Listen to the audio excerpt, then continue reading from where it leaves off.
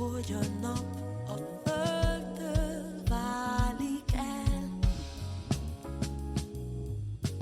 ahol a szó már nem tör csendeket, ott a hangok szomjan vesznek.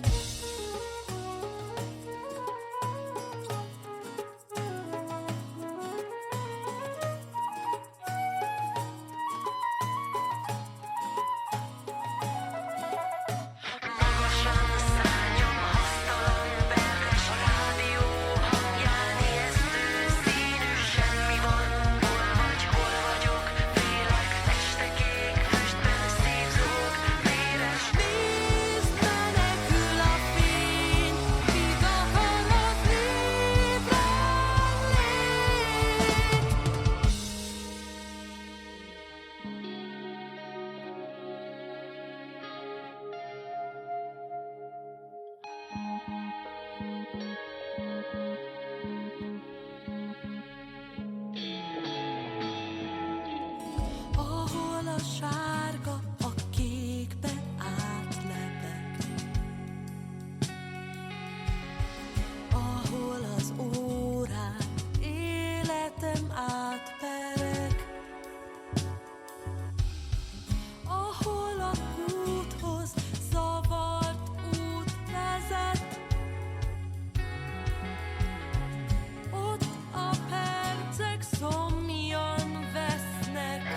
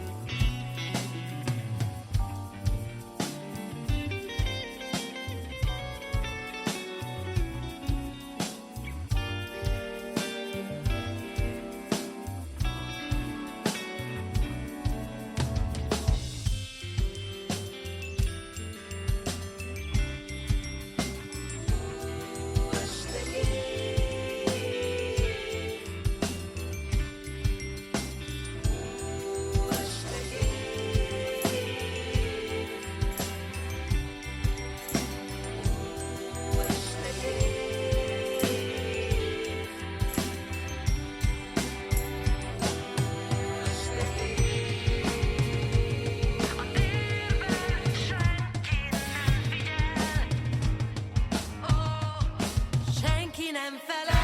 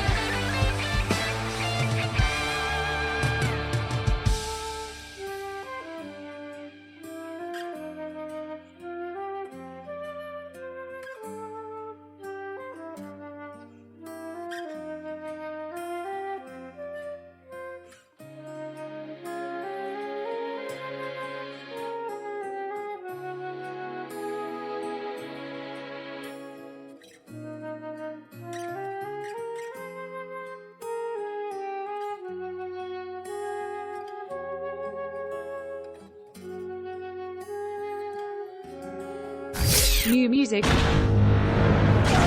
from the Gagli Archives. The Gagli Archives.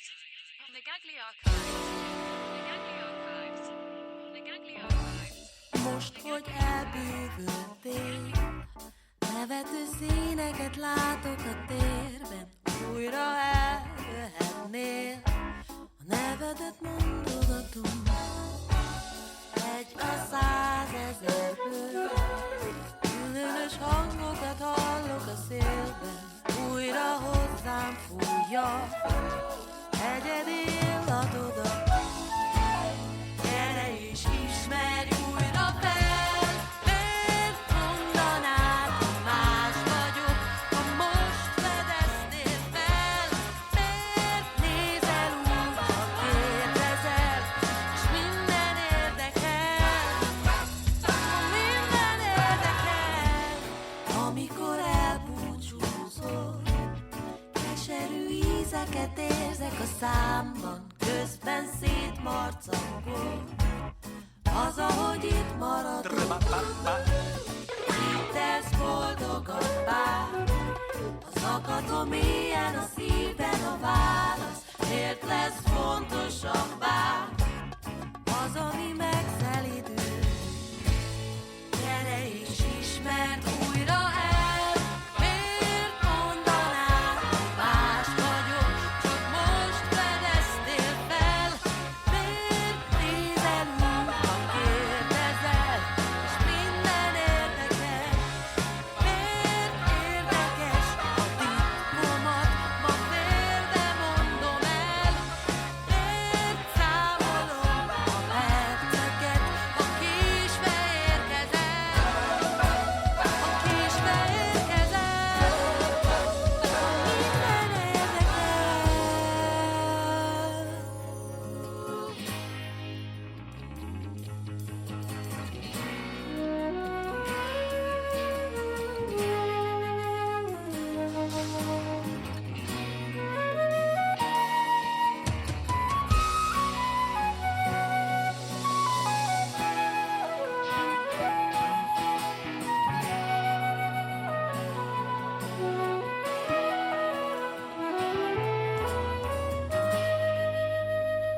Ujjaim közt szétfolyt minden pár, a forróságban minden lépés fáj, a déli báb most reszkető, szomjóságot kergető, és esőtáncot jár.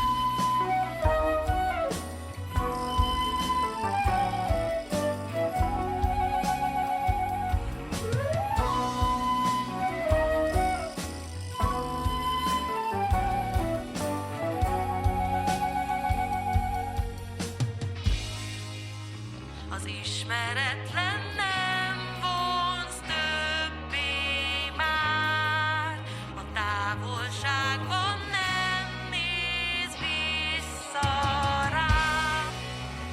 Déli báb most reszkető,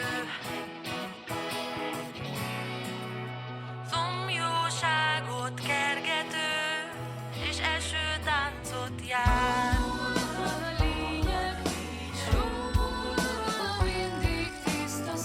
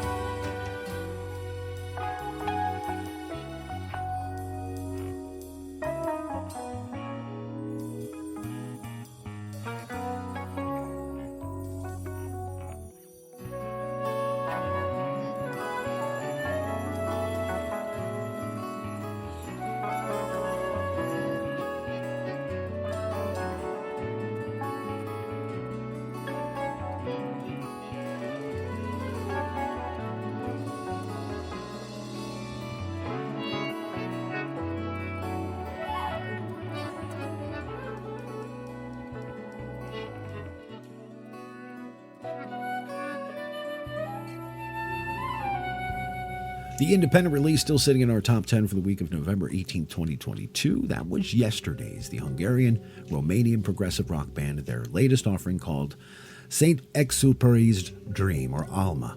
And we featured two cuts from this beautiful album. That one titled Ma Minden Érdekel. And we also heard STK. And the Ma Minden Érdekel is a 9-minute piece, one of the longer tracks on the album. And again, it's a homage to their long-lasting keyboardist, Yeti Zoltz, who sadly passed away.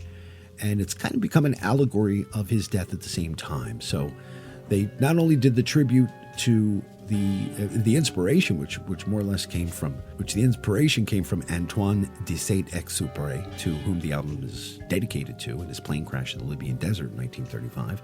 The 74-minute-long album is a gem, and the special sound lives above all of its authenticity through the exclusive use of true and contemporary instruments such as the Moog, the Mellotron, a Hammond organ, and a piano. This was specially recorded in the Transylvania Karolyi Castle, and there are no virtual instruments and no quantization on the record. Everything you hear is real. Also, the band, Yesterday's, stay with their audiophile tradition on this album as well. The music is not compressed, it's breathing, it's dynamic and transparent, and it should be heard loud. Featuring Bogatai Bokor Akos and Yeti Zoltz, the late great, also Francesco Faulo, also Kestameti Gabor, Kosa David, Stephanie Semenyuk, Tarsole Senje, and also Zico Laszlo. And again, recorded in both Romania and Hungary, and even Belgium as well. Find out more information on this incredible project, again, still in our weekly top 20. You can check out their website. You can do so by visiting yesterdaysband.eu. You can pick it up at Laser's Edge at lasercd.com. Ken Golden can't get enough of it either. And again, it's in our weekly top 20 as well for the week of November 18th. Go to our website at gagleyarchives.com/index.asp. Go on our menu bar, look at the weekly top 20, and check it out. And it's just great music. Let them know you heard it right here on the world's most listened to progressive rock radio program, The Gagley Archives. Don't forget, my friends, in just a few minutes, we got our second set, which continues on with our second part, with our spotlight on the Muffins' new 13-disc box set called Baker's Dozen, and an even bigger treat to be adding to that, Dave Newhouse of the band, the founder, joins us as well. That's right on the other side. You're listening to the Gagley Archives program 1814. Stay tuned. A portion of tonight's radio broadcast was sponsored by Joe Bruno Designs at joebrunodesigns.com in West Berlin, New Jersey. If you are an audiophile, are into car stereos, and want only the finest audio quality installation and accessories, then Joe Bruno Designs is the answer. A true leader in automotive upgrades for over 30 years, industry veteran Joe Bruno and his knowledgeable staff are the experts in aftermarket electronics, customization, and outstanding high-end audio performance. Joe Bruno Designs has vast experience and take a true meticulous approach to their work. They are committed to always furthering their technical skills through education and training in all facets of their work. Whether it's a same-day or long-term project, your request is treated with the highest quality of workmanship and attention to detail. Joe Bruno Designs are reputable for their projects and show vehicles, and their passion to perfect audio reproduction stems from the pure enjoyment of trying to recreate the live music experience in a harsh mobile environment typically reserved for expensive studio environments. With a stream of loyal clientele including celebrities, professional athletes, musicians and music industry executives since 1983. Joe Bruno Designs. Call them now, 856-809-0800. That's 856-809-0800. Or visit them on site at 447 Commerce Lane, Suite D, West Berlin, New Jersey, 08091. Or visit their website at joebrunodesigns.com. A proud supporter of the Gagley Archives radio program.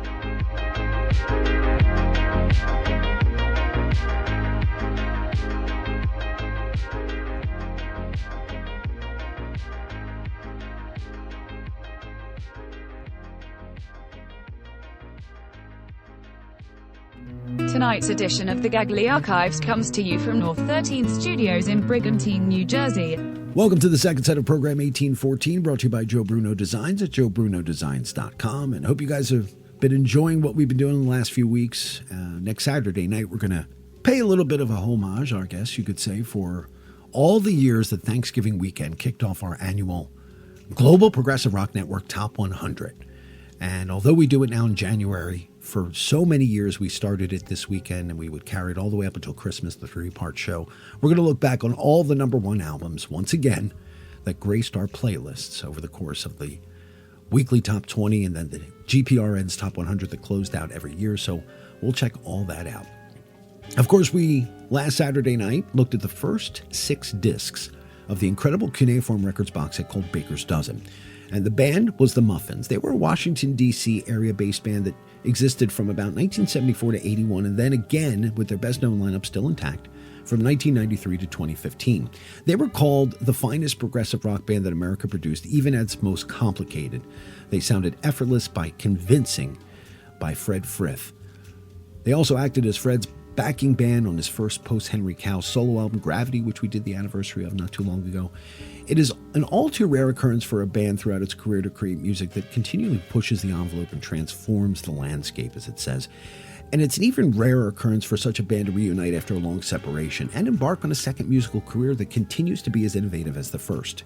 The Muffins, a group equally influenced by then-current British progressive rock sounds of bands such as Henry Cow, National Health, and Soft Machine, as they were contemporary American jazz and improvisational artists like Anthony Braxton, the Art Ensemble of Chicago, Sun Ra, and Miles Davis. They were formed in D.C., as we said, in the early 70s. They recorded 3 albums before breaking up in 81. In 1998, the group reformed and recorded a further 6 records. All Music Online magazine describes their music as a unique blend of Canterbury progressive, fusion, improv, and much more. During their 2 lifetimes, the band performed at now legendary festival events, including the Zoo Festival in New York City, the Rock and Opposition Festival in France, the Villa Cellamontana Jazz Festival in Rome, the Sonic Circuits in D.C., and Nearfest in Bethlehem, Pennsylvania. They also played Prague Day so many times. We're going to hear some of those selections. And the band were a hugely creative force during both those lifetimes. And this new box set, Baker's Dozen, it's incredible. I mean, I have not stopped listening since the great Uncle Steve Feigenbaum sent it over to us. And it's got 12 CDs, a DVD, and a huge informative booklet. The entire box is a treasure trove of never seen and never heard material. Came out officially on Friday. We're going to feature a few cuts. And then Dave Newhouse of the Muffins will join us on our virtual North 13th studios on the Fog Lines, which will then release on video in the week to follow. This is one of the tracks now as we move on to Disc 7. This was recorded in 1979 January during rehearsal at the band House in Rockville, Maryland, featuring Dave Newhouse, Tom Scott, Paul Sears, Billy Swan, and even Steve Feigenbaum, who made an appearance. This is a track called Boxed and Crossed. Dave Newhouse of the Muffins joins us. This is the new box set called Baker's Dozen.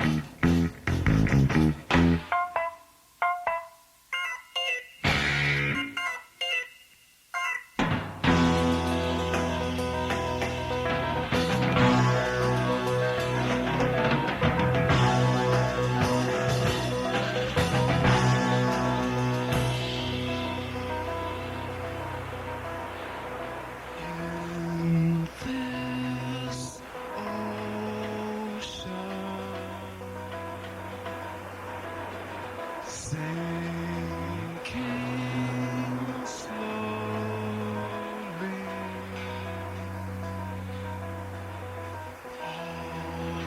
all around me,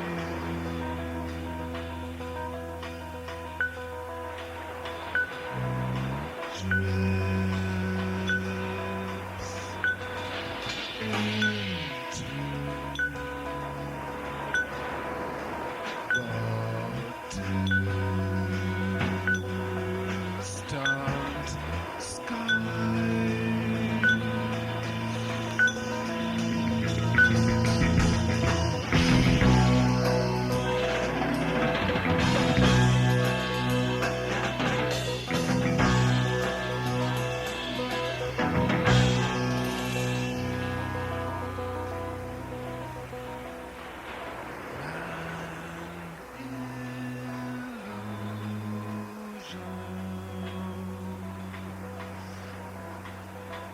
air and oceans breaking gently with the weight of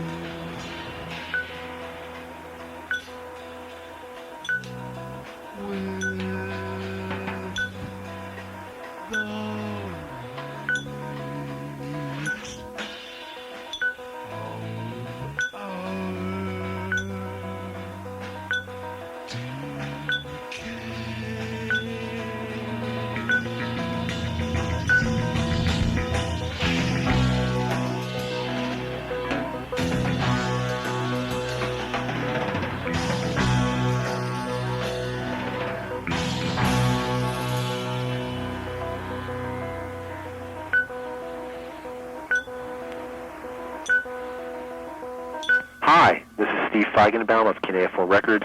You're listening to the Gagley Archives.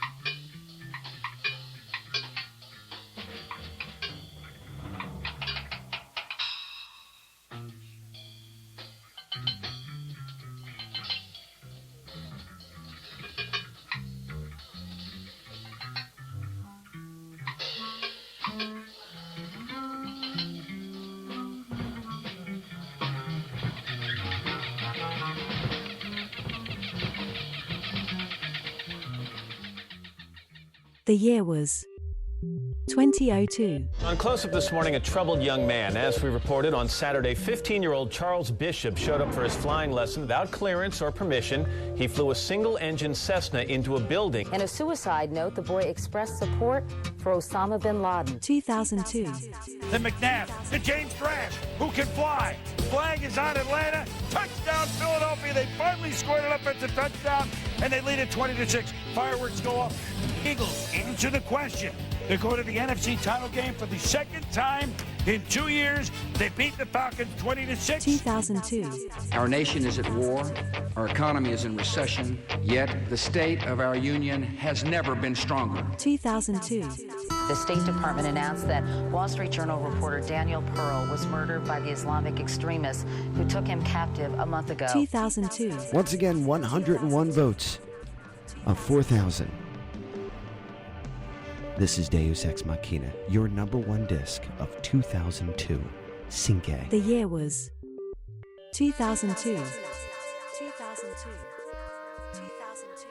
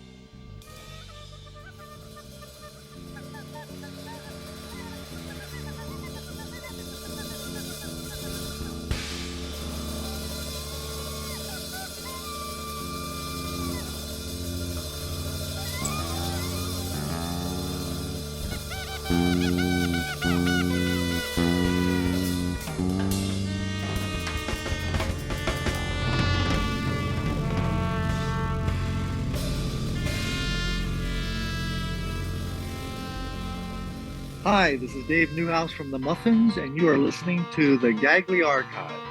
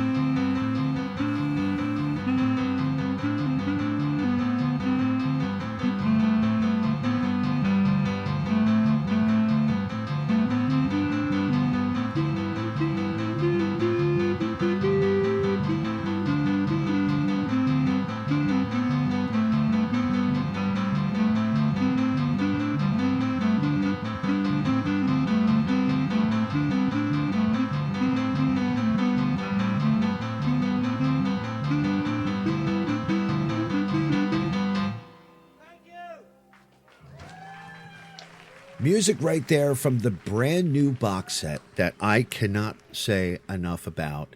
And this is the second part of our two-part spotlight on this incredible new 13-disc box set. I repeat, 13-disc box set from the Cuneiform. Wow. I know, it's amazing. And joining me is the man, the myth, the legend, and a man that I have to give a big apology to because this interview is like 2 decades well overdue. Aw. And Dave Newhouse is with us of the Muffins. Dave, first of all, the box set. Oh my God! And you're listening to it. I'm listening to it like a fan. I'm listening to it disc by disc. I'm walking my way through it. I'm listening to it like I've never heard this music before, and I think it's amazing too. I do. I think it's just amazing. Yeah, I mean, let me ask you this first and foremost, because we did part one last Saturday night. When did the first concept of an idea to put together this huge undertaking of archive stuff, like, was it something you were planning on for years, or was this just recently? It's been years in the making. I'll tell you, let me do a shout out to Paul Sears. Sure. Paul Sears Love him. started it out. He bugged us about it for years and years. We have to put out a box. We've got so much material. I've got tapes and tapes over here. We got to put it together. And he bugged us to the point where we finally said, Jesus, all right, just get off my back. You know, I believe and it. so I started to call some backlog stuff, and I was putting together CDs and I was sending them to them to listen to. Right. It wasn't coming off very well, and that's when Steve Feigenbaum jumped in. Thank goodness, because he's like an outside mediator kind of, Sure. and he had a different look at it, and he was able to do a better job putting it together chronologically. But it's been years, yeah. But Steve has been there with you guys. Now, we had Steve on doing a cuneiform documentary on the radio show. I want to say this was like 20 years ago. And he talked about the Random Radar days. Were you guys, you were like the foundation of that, of Random Radar. You guys were with like the first foundation band. Am I wrong in saying that? That's correct. Yeah, that's correct, right? And I mean, we had put out for years. We had put out reel-to-reel tapes from our TIAC 4-track tape recorders. Nice. And we would copy them and give them out to radio stations and people and friends and stuff. And those were our albums. Those reel-to-reel tapes were our first albums. And then we couldn't get a record deal. We had friends who were getting record deals. Grits almost got one. Happy the Man got one. That's right. And we could not get a bite. And so that's when we decided we just do it yourself. We're going to start our own record label. And that's how Random Radar got started. And thankfully, we were surrounded by enough other musicians, other people, other talented musicians that we could, come up with quite a bit of music, not just Muffin music, but all kinds of music around us. That's right. And it's funny, you brought up Grits. My God.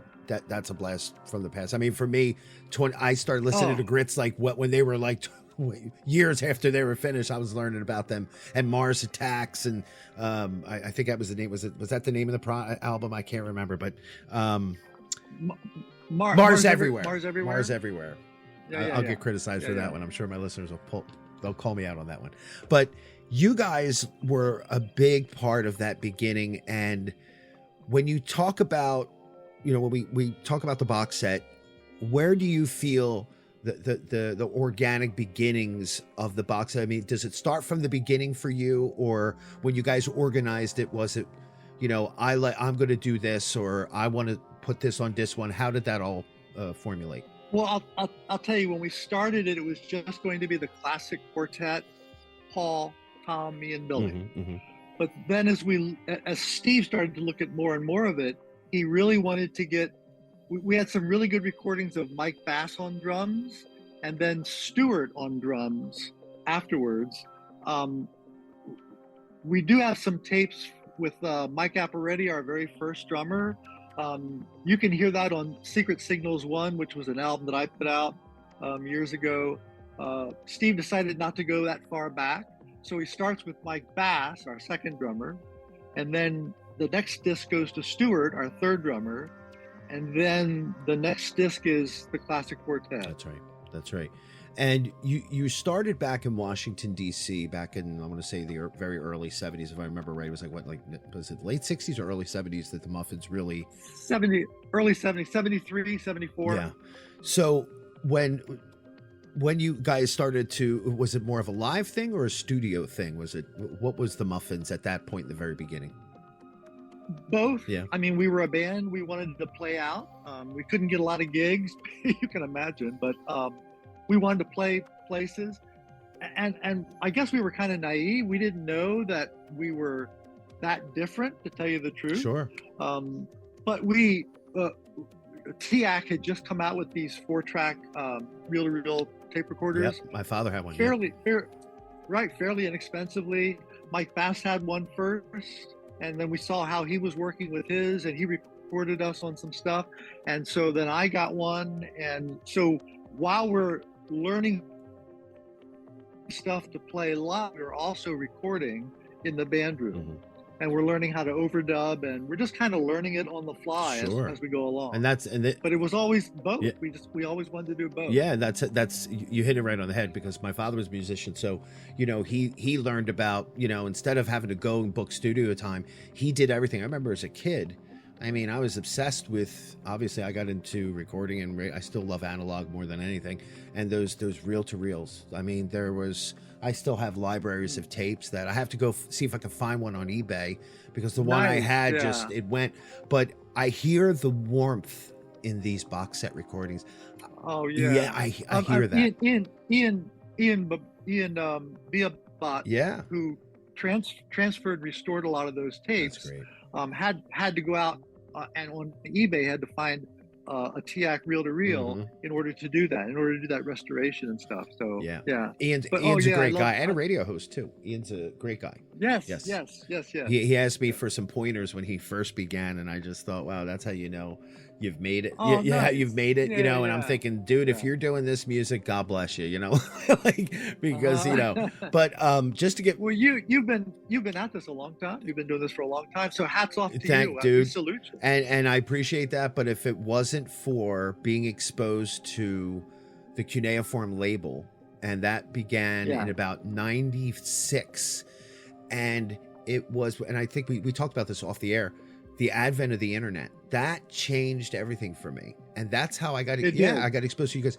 And when people make the comparisons of the Muffins, they'll say, the Soft Machine or the Henry I say more that you guys are the response to that, because it's a great thing to be put in those categories, the Soft Machine especially, and of course Henry Cow, but you guys were your own thing. There was no question. Well, yeah, we were, but we were standing on the shoulders of those people. We were, you could say we were the American response to that. That's it. Someone along the line gave us a moniker as Canterbury, an Canterbury band, which we liked a lot. Yeah.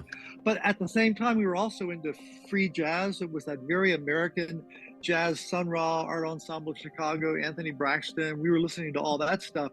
And we always wanted to incorporate all that into it, like the structured Canterbury stuff and the unstructured free jazz stuff. And we just never saw any kind of a contrast or a dichotomy between the two, The other thing I wanted to mention too was, what did I want to say about reel-to-reel tapes the internet? So that it was important for us too.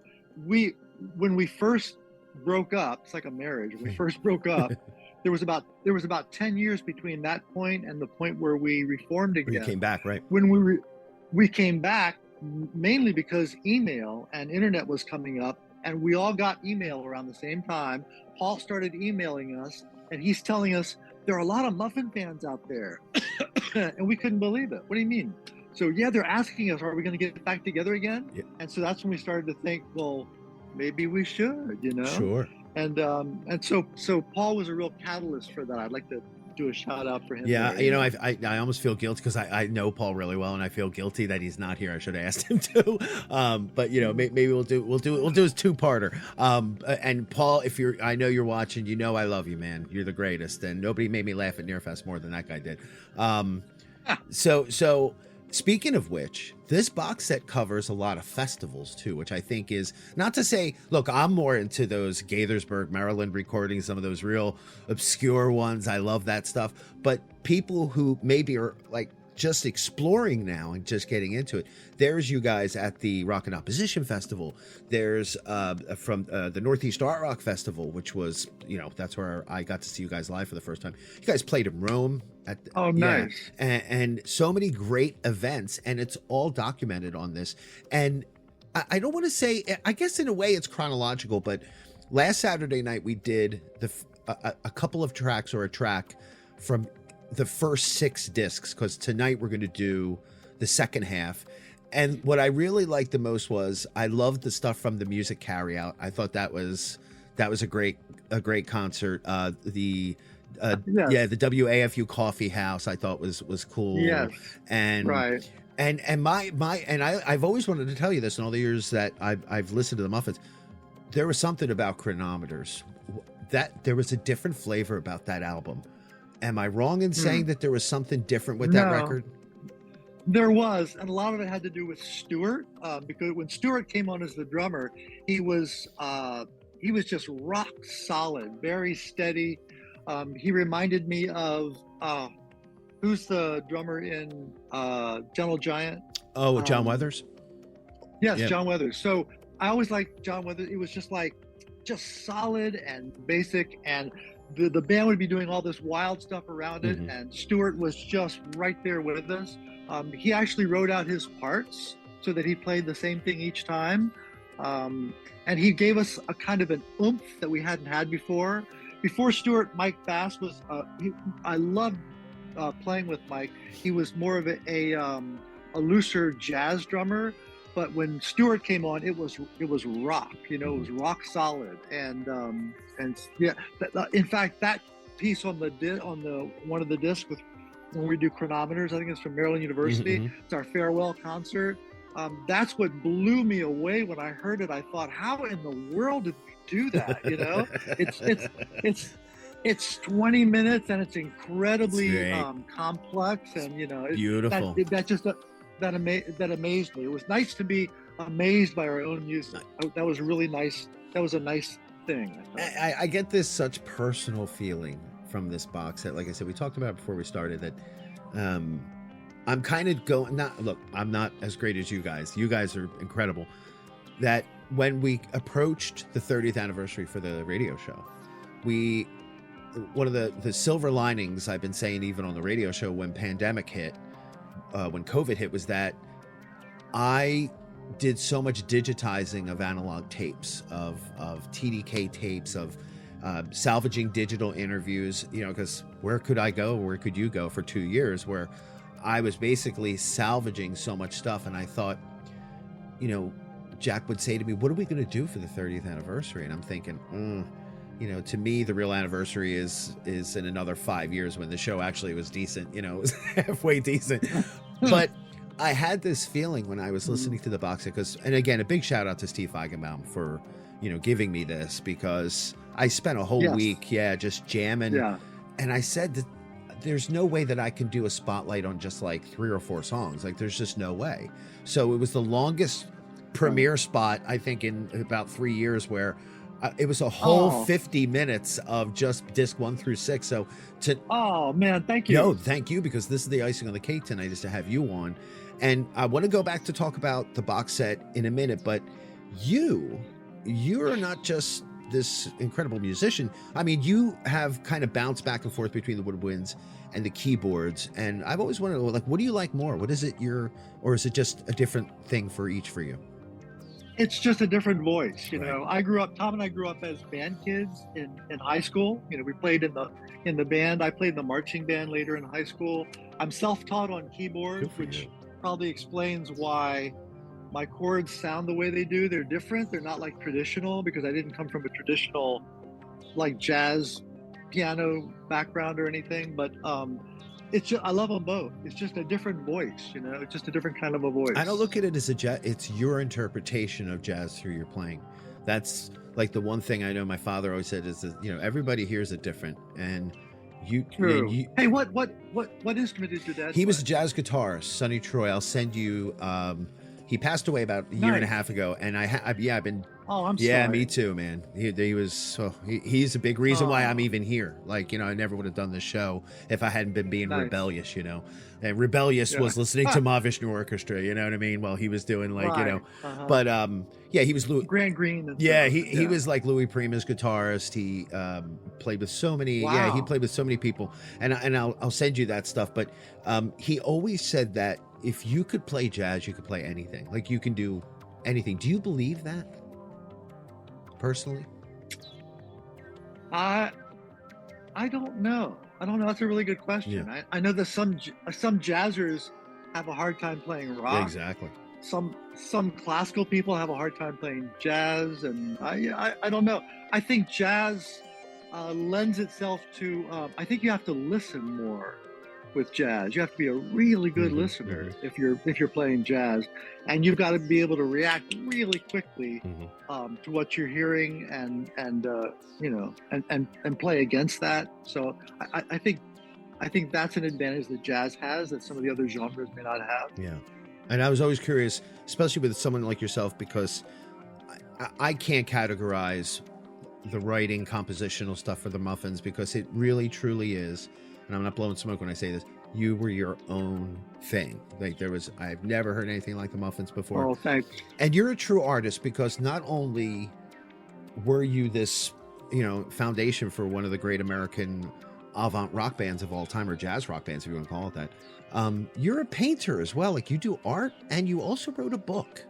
Tell us about Stars That Turn. Tell me about Stars That Turn. Tell me about this. Stars That Turn is just a school teacher for years, taught language arts, and study writers. I always had this idea in my head for this book. It's a young sorcery book, another world. There's warriors and fight, and so I started it, and as I was writing chapters out loud to my language arts students, and I was getting comments from them, and feedback, and what do you think? Do you think that's a good point? And now here I have to have this conversation because I have two people, and I can move the plot along by having these two people talk. So it was a good teaching tool, actually, but also helped push me along to finish the book. Sure. And so that you can get it on. Here's a plug. Here's a shameless plug. You can get it on Amazon.com. Stars that turn.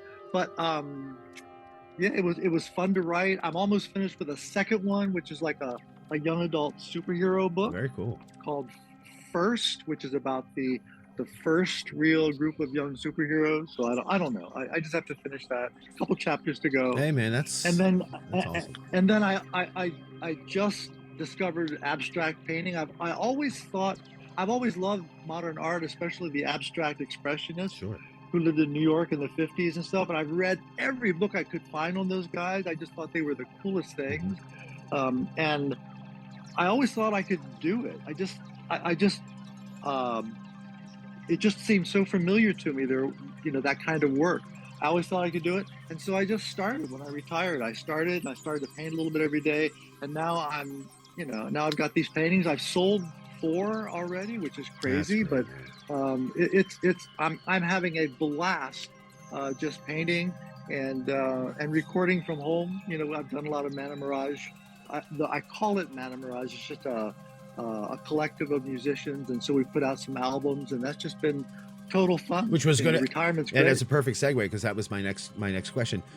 We featured Mana Mirage, I think, when you first. Well, I'm trying to remember which album you was it Blue Dogs you sent? Blue Dogs. Yeah. Yeah. 2015. I remember you sent that. And by the way, I want to tell everybody, Dave, your Bandcamp page. It's a Dave Newhouse. That's DAVE Newhouse, all one word. DaveNewhouse.bandcamp.com. And you have quite a few selections. Rest of the World recently came out.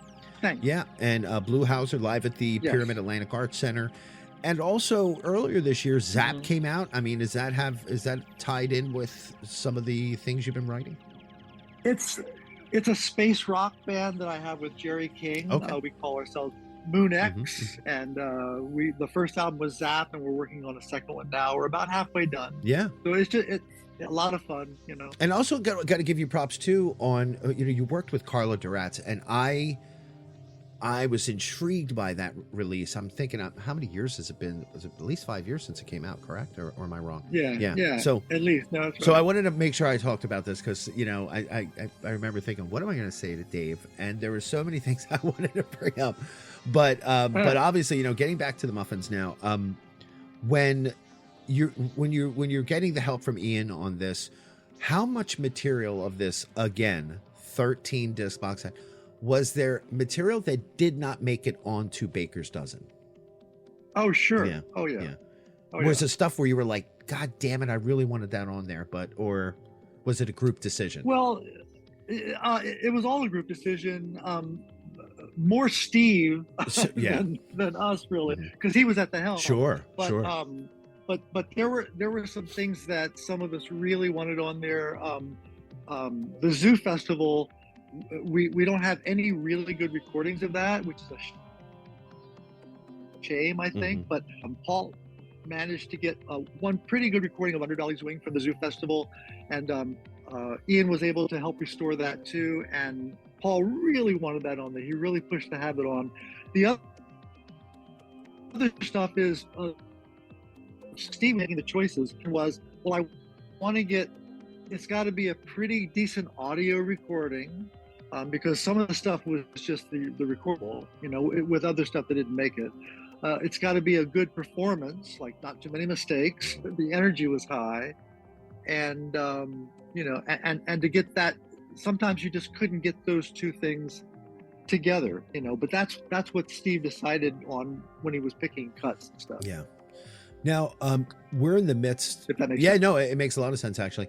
And in a percentage, I mean, would you say that Steve was like a solid 30% in driving this thing with you, or more?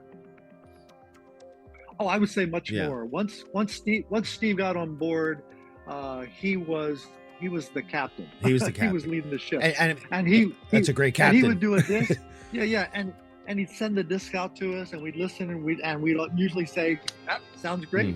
I mean, Steve's known us since the very beginning. Yes. He was at our very first show we did at Ernie Falcone's birthday party at his parents' house. So he's been there since the beginning. He knows us personally. He knows the evolution of the band. He knows all the material. He was perfect to put all the material together. Yeah. Now, when we move into the second half of this, because as I said, I did a spotlight on this Baker's Dozen box set as part 1 and 2. As I told you before we talked, that I wanted to do this in 2 parts because there's just so much great material. And I have, like I said, an affection for these obscure recordings that people may have never heard of that existed about you guys. When you guys came back together, this is when I was first exposed to you through my then co-producer, George Piakowski, who raved about you guys, who had seen you play down in Virginia. I believe in Virginia, he said he had seen you play. He was doing construction down there. And he was one of those record collectors and just loved, avant-garde music, and remember seeing you guys down there. Now you were playing in the DC area, etc. In those days before before you guys came back the second time, was this the only place? Did you play in New York? Did you go to Philly? Did you go to the Jersey Shore? Were there other venues, or was it just mainly in the DC metro area? No, there were. It was mostly the East Coast. Sure. We played New York City a couple times. We played mostly Virginia, DC, Maryland metro area, but a little bit up. We played Boston, Rhode Island. So we went up the coast a little bit, but not much. Mostly just in the metro area. Yeah. And I will say, when we were first together, and we were so well rehearsed, we were playing 4 to 5 nights a week, 5 hours a night, and so we were really rehearsed, and we played more club dates. Later, when we reformed, we couldn't rehearse that often because we were separated. We were in different states. We would get together once a year in the summer, and we'd have a Muffins summer camp. And for about a week at Tom's house, we would practice. And that's when we started to just play festivals after that. So we would practice for a festival and we record at the same time. So the first half of the group is a lot of club playing. The second reformation is, more festival playing. Yeah. That makes sense. Yeah, no, it definitely makes sense.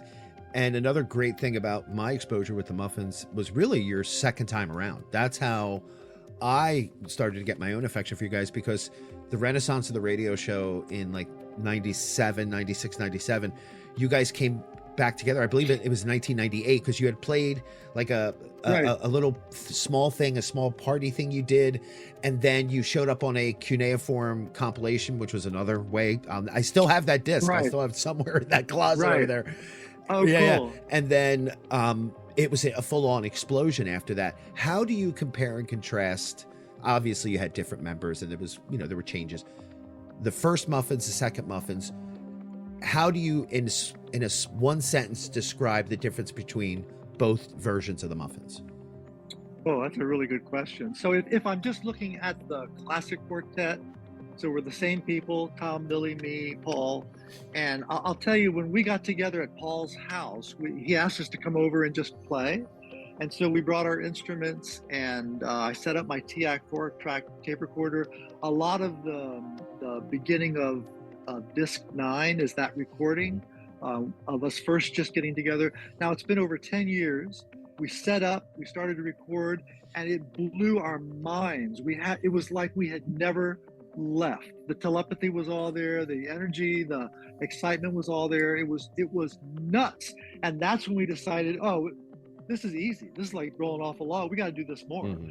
And we decided all that past material that we had done before, Amanda Mirage, Amelia Earhart, Captain Boomerang, Chronometers, all that stuff we put aside, and we started to write new material. And that's what worked into the Bandwidth album. Which, by the way, Paul also, I'll do another shout out for Paul. Sure. Paul was the one on email. He was telling us, hey, we have to get together and we have to make this album. It's going to be called Bandwidth. And I said, say what?